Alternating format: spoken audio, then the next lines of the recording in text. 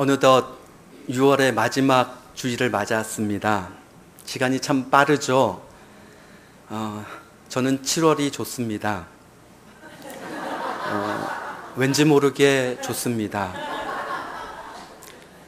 특별히 제가 좋아하는 달, 또 싫어하는 달이 없는데요. 언제부턴가 제가 7월을 사모하게 되었습니다.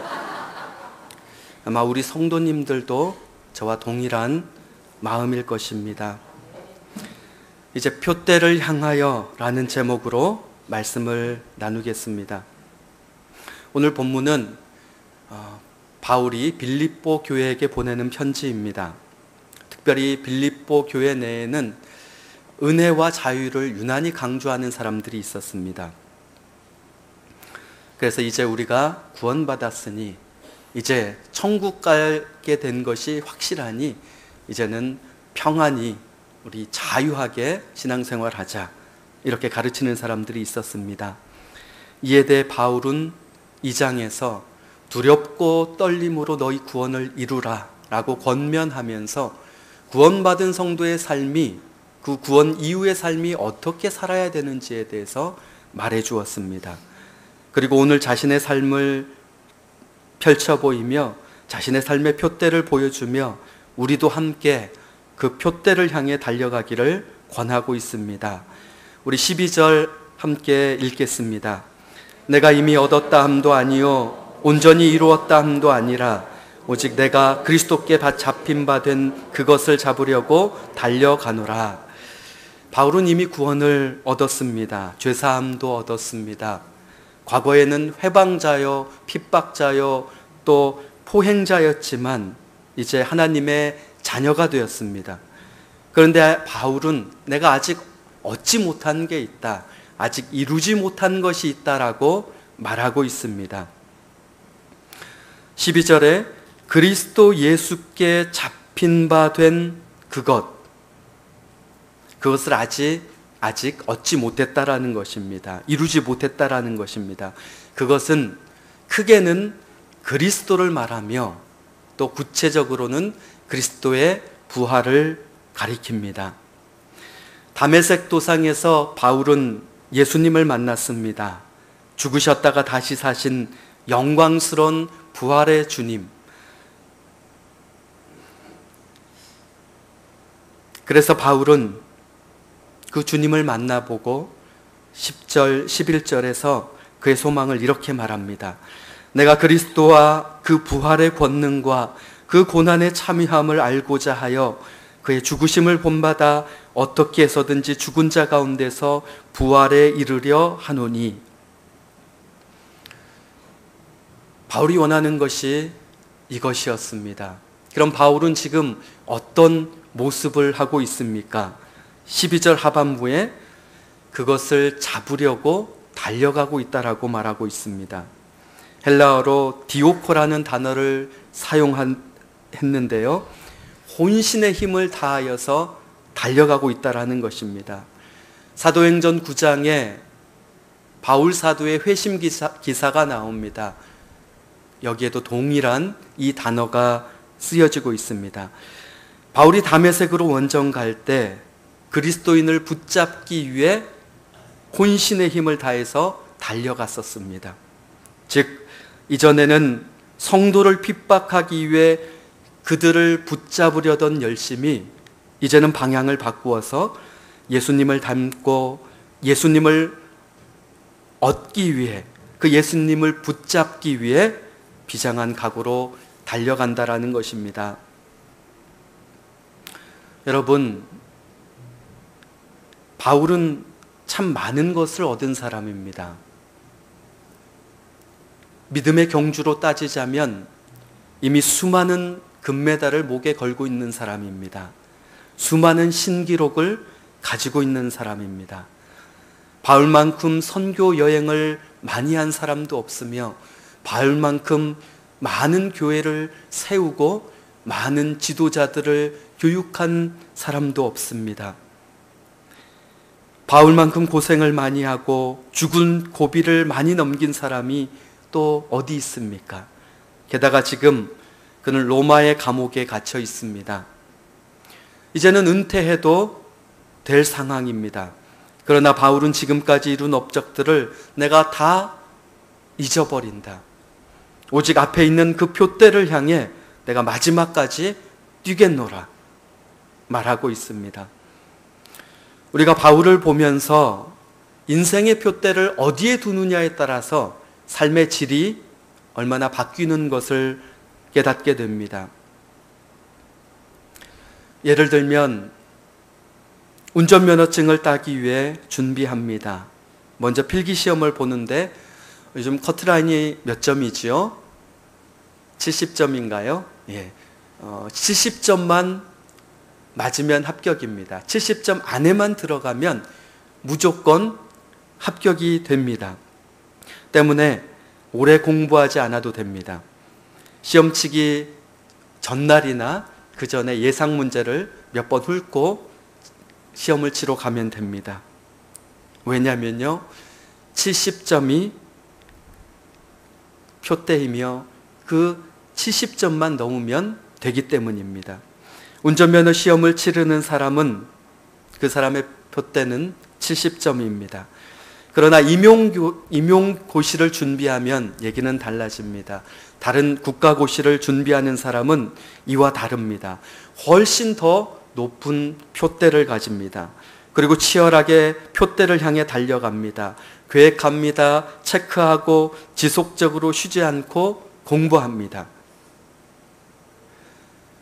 그런데 이런 사람도 그 시험에 합격하고 나면 어떻습니까? 고시원에 바로 가서 그동안에 공부했던 것들 다 정리하고 다 치웁니다. 그리고 공부하는 것을 멈춥니다. 왜 그럴까요? 그 표대는 고시 합격이었기 때문에 다 이루었습니다. 더 이상 고생하지 않아도 됩니다. 더 책을 보지 않아도 됩니다.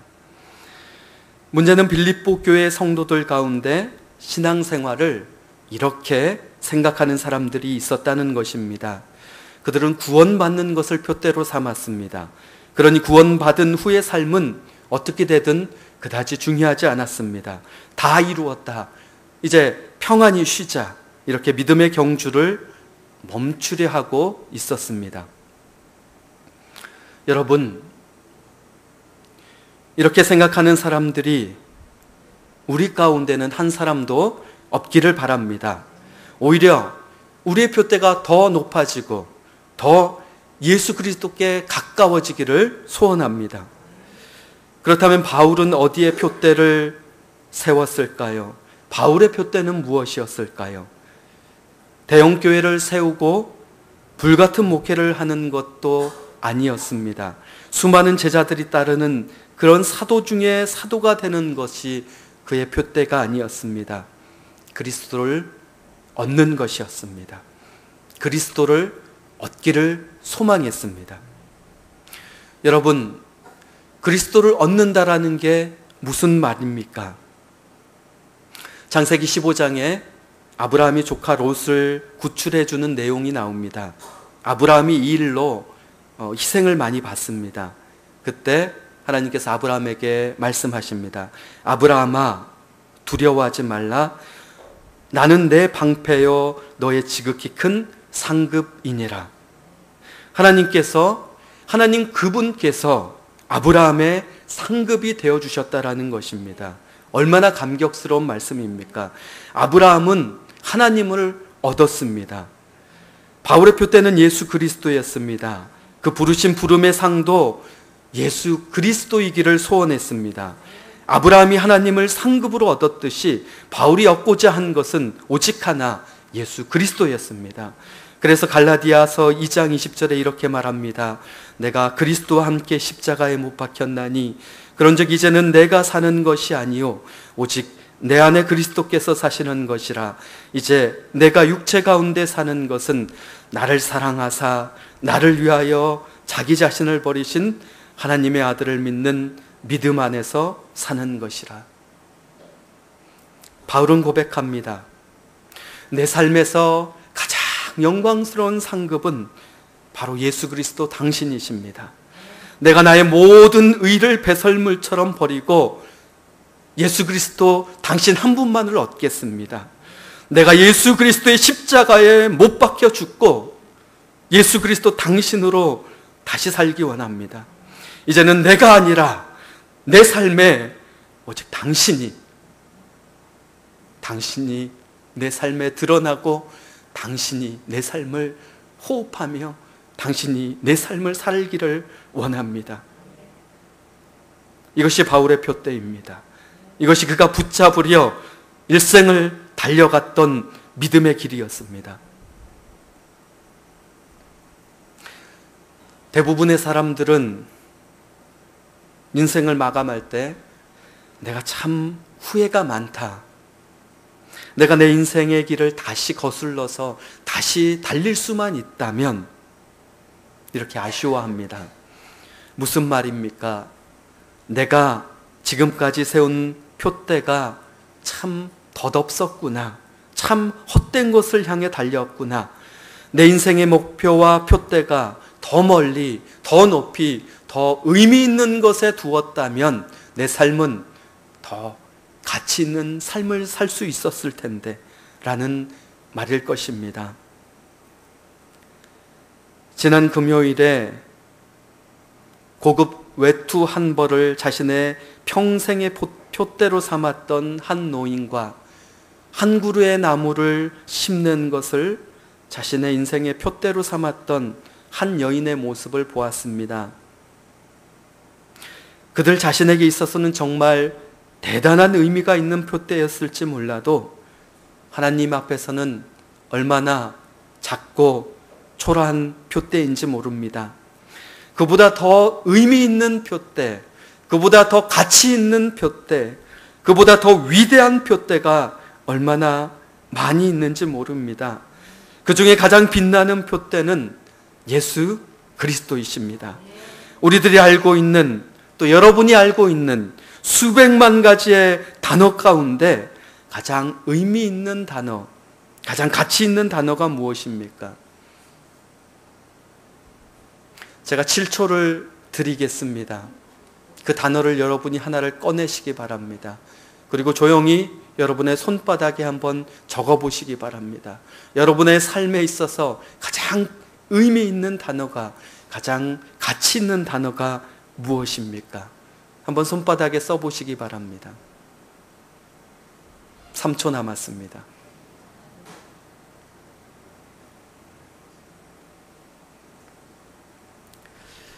예, 그것이, 방금 적은 것이, 또 여러분 마음에 적은 것이 여러분 삶에 가장 가치 있고 의미 있는 단어였습니까?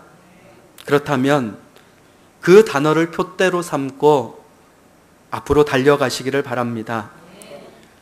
바울의 손바닥에 적힌 글씨는 예수 그리스도였습니다. 그래서 세상의 모든 것을 아낌없이 다 버리고 그것을 바라보고 그것을 소유하기 위해서 달려갔습니다. 능력의 이름 예수, 생명의 이름 예수, 영광과 존귀의 이름 예수 그리스도.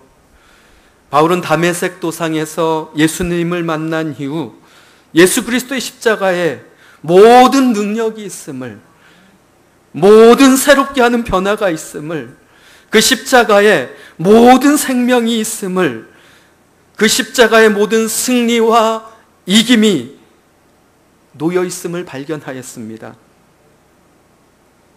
그래서 예수 그리스도와 그 십자가만 알기로 작정했습니다. 내게는 이제 우리 주 예수 그리스도의 십자가 외에 결코 자랑할 것이 없도다.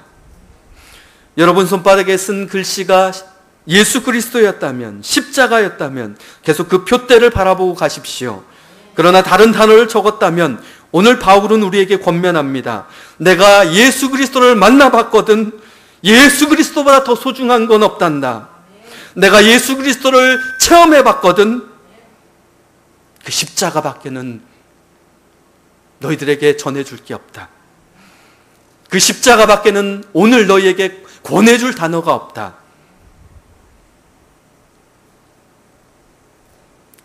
그 십자가가 모든 회복과 승리의 구심점이야. 우리 같이 한번 가보지 않을래? 같이 한번 달려보지 않을래? 여러분의 마음은 어떠십니까? 바울과 같이 십자가를 보고 달려갈 마음이 있으십니까? 이런 바울을 보면서 빌립보 교인들 중에는 이렇게 말하는 사람들이 있었을 것입니다. 아니, 내가 왜 바울 말을 들어야 해? 내가 왜 바울처럼 궁상맞은 삶을 살아야 해? 바울은 바울이고 나는 나지. 내가 왜 굳이 바울처럼 살아야 돼? 당신이 정한 표대를 나에게 강요하지 마십시오. 이렇게 말하는 빌립보 교인들에게 바울이 뭐라고 말하고 있는지 아십니까? 15절 함께 읽겠습니다. 그러므로 누구든지 우리 온전히 이룬 자들은 이렇게 생각할지니 만일 어떤 일에 너희가 달리 생각하면 하나님이 이것도 너희에게 나타내시리라. 하나님께서 너희에게 나타내시리라. 하나님께서 때가 되면 다 드러내십니다. 나타내십니다. 무엇이 옳았는지, 무엇이 그런 선택이었는지, 믿음으로 세운 표대였는지, 자기 자신만을 위한 표대였는지, 그때 하나님께서 다 드러내십니다. 그럼 우리는 어떻게 해야 합니까? 16절을 함께 읽겠습니다. 오직 우리가 어디까지 이르렀던지 그대로 행할 것이라. 아멘. 우리의 본성은 우리의 성공을 향한 목표를 세우게 만듭니다. 그래서 사단은 우리의 행복을 위한 새로운 표대를 계속해서 끊임없이 우리에게 제공해 줍니다. 그러나 바울은 말합니다. 예수 그리스도의 십자가를 바라보고 그대로 달리거라. 멈추지 말거라. 뒤돌아보지 말거라. 계속 달리거라. 표준 세번역 성경은 이렇게 설명합니다. 어찌했든지 우리가 어느 단계에 이르렀든지 같은 길로 계속 나아갑시다. 우리가 지금 어느 단계에 있든지, 우리가 지금 어느 코스를 돌고 있는지 상관없습니다.